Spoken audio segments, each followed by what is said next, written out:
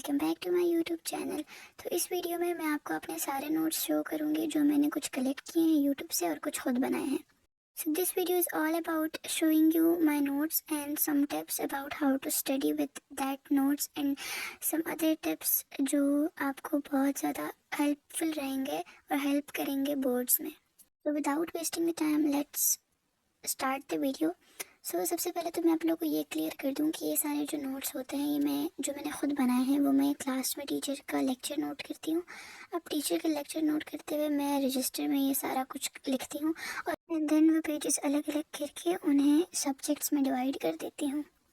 ये voice over मैं रात के 1 बजे रिकॉर्ड कर रही हूँ क्योंकि दिन में बहुत ज़्यादा शोर होता है तो it's so difficult to record. Okay, so starting from physics, ये मेरे नोट्स हैं, ये वो नोट्स हैं जो मैं क्लास में बनाती हूँ। ठीक है, the notes which I make in class. अब ये नोट्स जो है मैं टीचर के साथ बनाती हूँ, जैसे टीचर समझा रही है मैं साथ में नोट कर लेती हूँ। जिस तरह एक नॉर्मल लेक्चर नोट करते हैं, फॉर एग्जाम्पल ये चैप्टर 6 के नोट्स हैं, ठीक है, इलेक्ट्रोमैग्नेटिज्म के। फिर ये एक और चैप्टर है, then this is the radioactivity, ठीक है, फिर ये रेडियो एक्टिविटी है, ये geometrical optics and this one is electrostatics and yes this is the current electricity. एक और बात ये भी है कि ये सारे मैं जो है ना एक रजिस्टर में नोट कर लेती हूँ, तो फिर उसके बाद मैं रजिस्टर से उनको अलग कर लेती हूँ क्योंकि मुझे इनको एक जगह पे सेव करना होता है, फिर इसके अलग केमिस्ट्री के लिए करना होता है। ठीक है,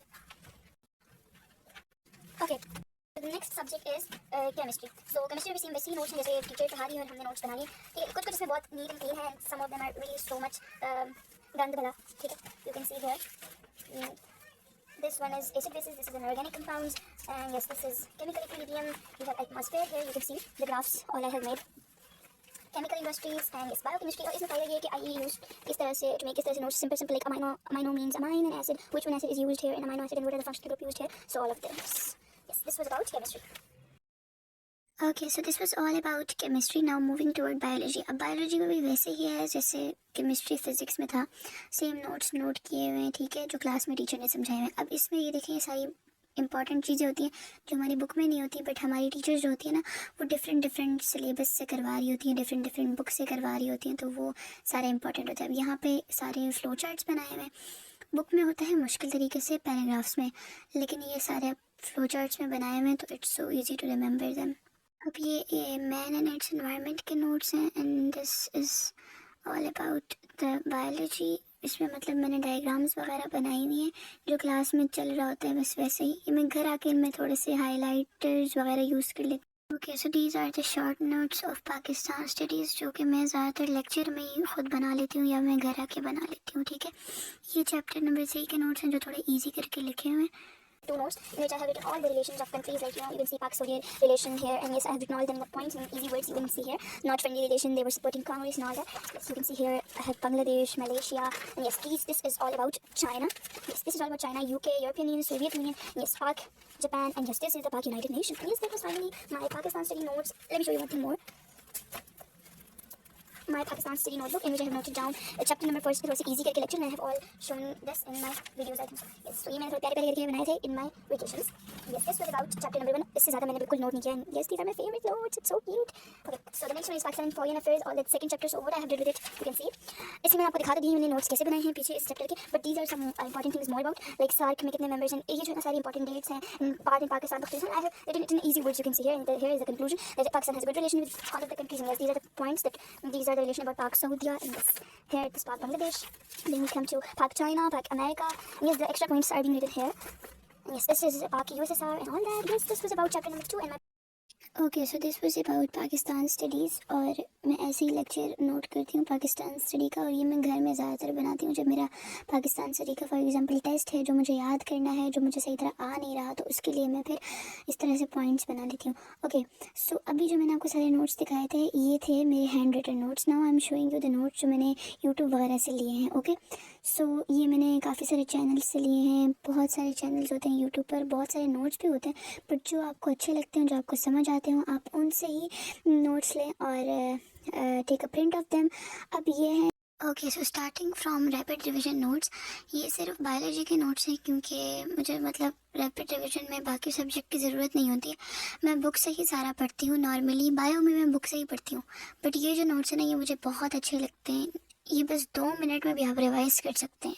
ठीक है, अब यहाँ पे ये है कोऑर्डिनेशन एंड कंट्रोल के नोट्स, ये बहुत सिंपल तरीके से लिखे हुए हैं। And one thing I like about this, इसके मतलब यहाँ पे हर चीज़ के फ्लो चार्ट्स बने हुए हैं, हर चीज़ का एक रोड मैप बना हुआ है। अब इस ये केमिकल कोऑर्डिनेशन में हार्मोन्स का फ्लो चार्ट बना हुआ है, उनके फंक्शंस, उनकी लोकेशन, उनके deficiencies and all that things are written here. और यहाँ पे प्लांट्स की भी मतलब कोऑर्डिनेशन थी, क्योंकि इसमें मेन चीज़ ये है कि ये नोट्स हैं ही इंडिया की बुक्स के, ठीक है। So these notes are from India. अब मैं इंडिया के चैनल्स पढ़ती हूँ वहाँ से, मतलब उनकी टॉपिक्स, क्योंकि थ्योरी तो एक ही है चाहे जहाँ भी हो, बट मसला ये है कि उनके सिर्फ टॉपिक्स डिफरेंट होते हैं, मींस चैप्टर के नाम डिफरेंट होते हैं, बाकी वही सारा है। यहाँ पे हेरिडिटी के notes and all that, Punnett square and everything. अच्छा, इसमें मुझे ये रिप्रोडक्शन के नोट्स में मुझे ये इशू एक लगता है कि इंडिया की बुक्स में अब रिप्रोडक्शन के जो नोट्स हैं उनमें लॉन्ग में नहीं दिया हुआ कि लाइक फ्लो चार्ट्स में वो सारे माइटोसिस वगैरह वगैरह हो के जो एंड में फिर प्रोडक्ट वगैरह आता है, तो वो यहाँ पे इंडिया के नोट्स में नहीं बताया हुआ। बट पाकिस्तान की जो हमारी बुक्स है, फेडरल बोर्ड की बुक्स, उनमें बहुत ज़्यादा डिटेल से एक्सप्लेन किया हुआ है, तो उसके लिए आप मस्ट वो बनाएं, फ़्लो चार्ट्स बनाएं जैसे मैंने बनाए थे वो सारे गेमेटोजेनेसिस वगैरह के फ़्लो चार्ट्स। वो बहुत इंपॉर्टेंट है और वही वही बनाने हैं और उसी से याद करना है और फिर उसको अपनी वर्ड्स में पैराग्राफ में लिख लेना है एंड दैट्स इट। अच्छा, ये एक और चैप्टर है, मैन एंड हिज एनवायरनमेंट। तो ये भी नॉर्मली ओजोन डिप्लीशन इसमें भी है। इसमें ओजोन डिप्लीशन सारा केमिस्ट्री प्लस बायो मिक्स है, सारा waste disposal and all that things, इसमें सारा कुछ मौजूद है। ओके, सो जो नेक्स्ट नोट्स हैं मेरे पास वो है मेरे अपने बनाए हुए रैपिड रिवीजन नोट्स, ठीक है। ये नोट्स मैंने ना कैसे बनाए हैं कि ये भी मैंने बायोलॉजी की बनाए हैं और फिज़िक्स के थोड़े से बनाए हैं, एक ही बनाया है फिज़िक्स का, 2 चैप्टर के बनाए हैं। तो बायोलॉजी में ये क्या है कि मतलब ये इस तरह से है कि एक चैप्टर को बस एक पेज में लिखा हुआ है एंड इसमें कुछ भी मिस नहीं किया हुआ, सारे पॉइंट्स लिखे हुए हैं, फ्लो चार्ट्स बनाए हुए हैं, डायग्राम्स भी बनाई हुई जो इंपॉर्टेंट है। अब ये हेरिडिटी का चैप्टर था, मेरा दिल नहीं किया तो मैंने इसको कंप्लीट नहीं किया। ये है support and movement chapter number 4 और इसमें सारा डायग्राम्स बनाई हुई है छोटी छोटी करके एंड इसमें हर चीज़ लाइक अगर बोन है तो उसकी टाइप्स भी लिखी है और उसकी टाइप्स है तो उसकी भी टाइप्स लिखी है। और ये कोऑर्डिनेशन कंट्रोल में सारा आई एयर को भी एक्सप्लेन किया हुआ है। और मेरे फेवरेट है ये होम्योस्टेसिस, जिसमें मैंने प्लांट्स को पहले बताया हुआ है, फिर उसके बाद मैन में लंग्स, लिवर, किडनी, सारा कुछ बताया हुआ है। इसमें किडनी का वो जो अलग से था यूरिनरी सिस्टम में, नेफ्रॉन का फंक्शन, नेफ्रॉन का स्ट्रक्चर भी बनाया हुआ है, सब कुछ बनाया हुआ है। और वो जो ग्लोमेरुलर फिल्ट्रेशन, सेलेक्टिव रीअब्जॉर्प्शन वगैरह थे वो भी शॉर्ट फॉर्म में लिखे हुए हैं।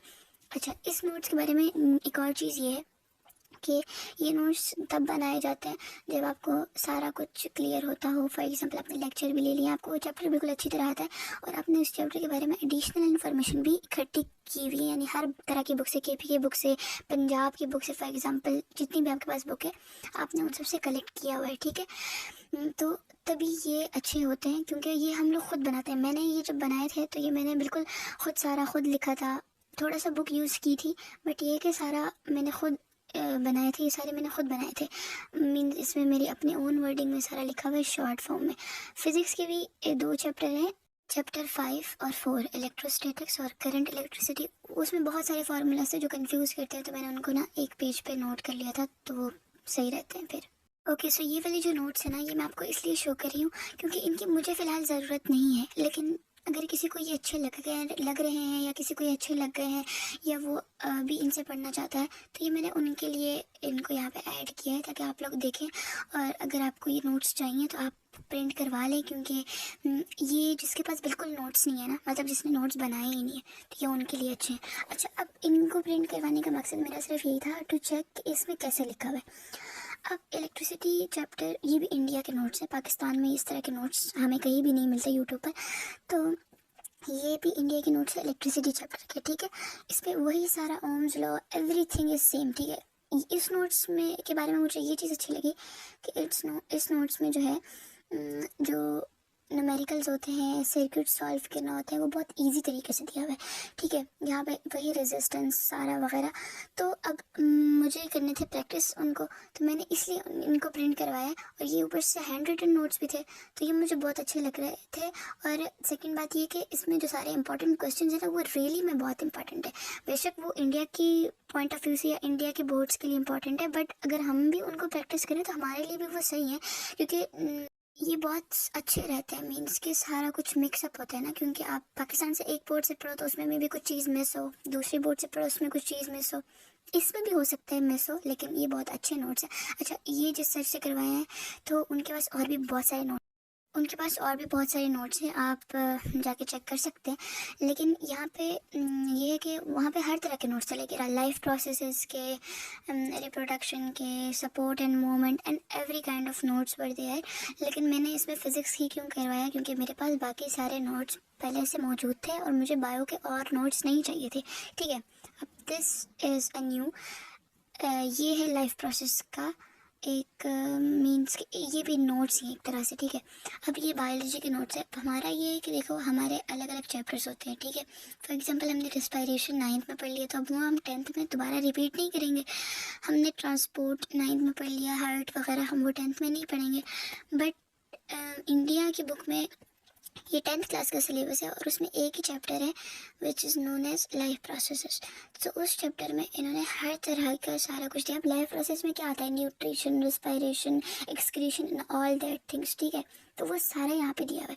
अब इसको प्रिंट करवाने का मकसद ये था कि मुझे थोड़ी सा रिकॉल करनी थी अपनी मेमोरी, और दूसरी बात ये कि इसमें जो मतलब इनहेलेशन, एक्सहेलेशन, वो सब तो सेम ही रहता है ना, जाहिर है। तो वो है इसमें रेस्पिरेशन की वजह से मैंने इसको प्रिंट करवाया और किडनी की वजह से, क्योंकि हमारा जो होम्योस्टेसिस है वो हमें जो है ना, मुझे चाहिए था किडनी होम्योस्टेसिस, तो वो इधर ही मुझे मिल रहा था, तो मैंने इसी को प्रिंट करवा दिया। दूसरी बात ये कि मेरी सिस्टर के लिए मैंने प्रिंट करवाया।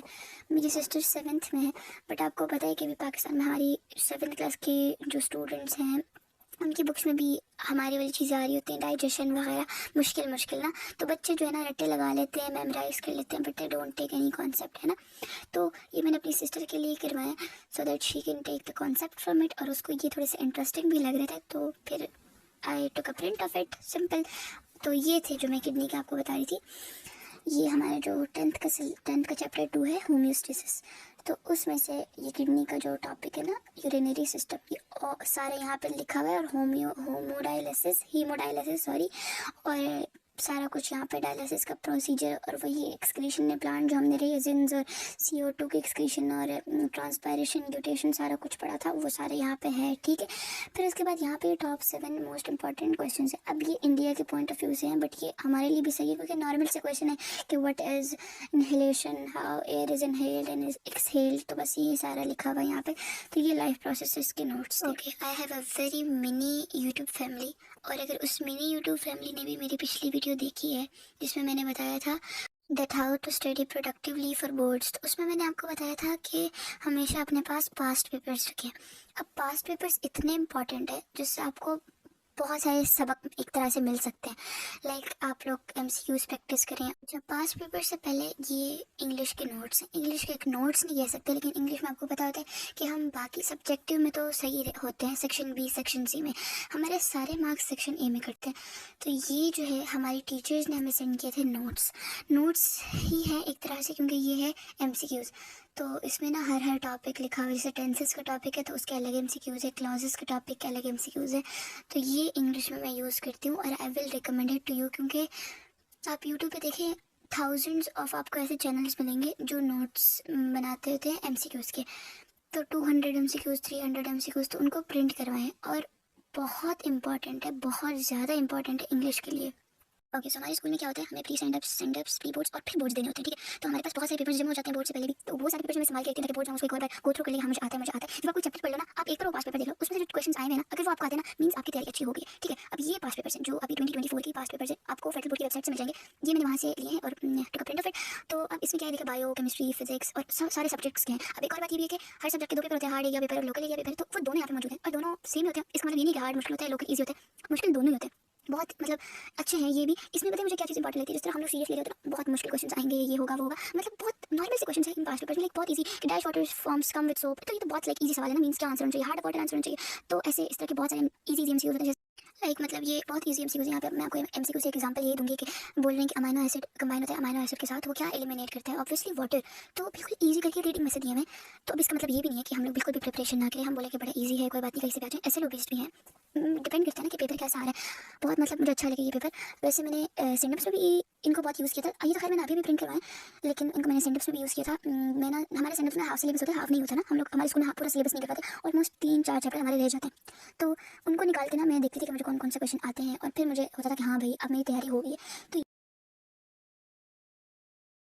तो नाइट में मैंने ऐसे लेक्चर्स नोट किए थे, मैं उनमें मुझे ना उनसे कोई फायदा नहीं हुआ था। मीन्स फायदा इन दैट सेंस कि मैं घर में बैठ के नोट्स को पढ़ती नहीं, बिल्कुल भी नहीं। उसका फायदा ये था कि जैसे ही मैं क्लास में नोट करती थी ना, मुझे वो चैप्टर याद हो जाता था, मतलब जो वो लेक्चर था वो याद हो जाता था। अब जब टेस्ट होता था तो I used to only revise the test, सिर्फ मुझे वो टेस्ट के लिए वो चैप्टर रिवाइज करना पड़ता था, वरना मुझे कोई जरूरत नहीं थी वो चैप्टर पढ़ने की। मुझसे कोई भी कुछ पूछता था, मुझे उस चैप्टर का आता होता था, ठीक है। तो that was an important tip. And क्योंकि आपको सिर्फ अपनी बुक्स तक महदूद नहीं रहना, आपको बाकी बुक्स पढ़नी है। ये एजुकेशन इज नॉट अबाउट रट्टा and memorising and all that. Concept लेने तो कॉन्सेप्ट हर बुक से आप ले सकते हैं। So this was about this video, hope you like the video, like share and subscribe. Thank you for watching.